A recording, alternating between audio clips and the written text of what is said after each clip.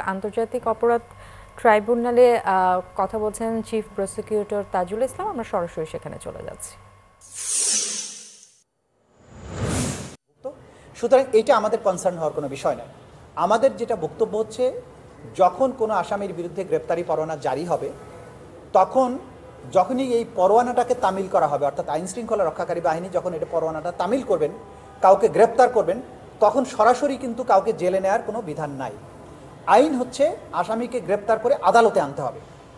আদালতে আনার পরে আদালত যদি ফার্দার অর্ডার দিয়ে বলেন তাকে কারাগারে পাঠানো হোক, তখন কারাগার বলতে সেটা কেন্দ্রীয় কারাগার হতে পারে, সেটা জাতীয় সংসদ ভবনের মধ্যেও হতে পারে, এমপি হোস্টেল হতে পারে, বা অন্য কোনো জায়গাকেও যদি সরকার কারাগার ঘোষণা করেন সেই জায়গায় পাঠানো যেতে পারে, কিন্তু সেটা জেল বা কারাগার হিসেবে গণ্য হবে। সুতরাং কোন জায়গাকে কারাগার করা হচ্ছে এইটা প্রসিকিউশনের বা তদন্ত সংস্থার আমাদের বিবেচ্য বিষয় নয়। আমাদের বিবেচ্য বিষয় হচ্ছে আইন অনুযায়ী কাজটা করতে হবে, যে আসামিকে গ্রেপ্তার যদি করা হয়, করা মাত্রই উইদিন 24 আওয়ার্স তাকে আদালতে আনতে হবে। এটা হচ্ছে মোদ্দা কথা।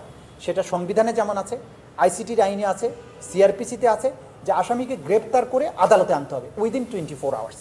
তারপরে আদালত যেখানে তাকে রাখতে বলবেন সেখানে রাখবেন। যে কোনো মানুষকেই গ্রেপ্তার করা যাবে।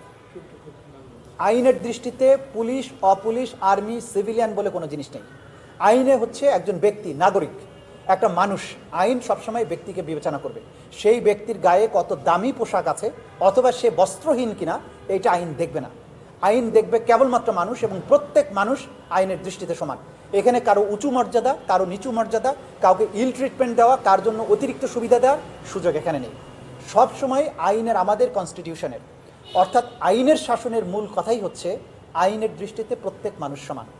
সুতরাং বাংলাদেশের একজন বস্ত্রহীন রাস্তায় বাস করা মানুষের যেমন যার অধিকার যতটুকু, ঠিক একইভাবে কেউ যদি ইউনিফর্ম থাকেন, কেউ যদি আরও দামি পোশাক পরিহিত থাকেন, তার মর্যাদাও সেম।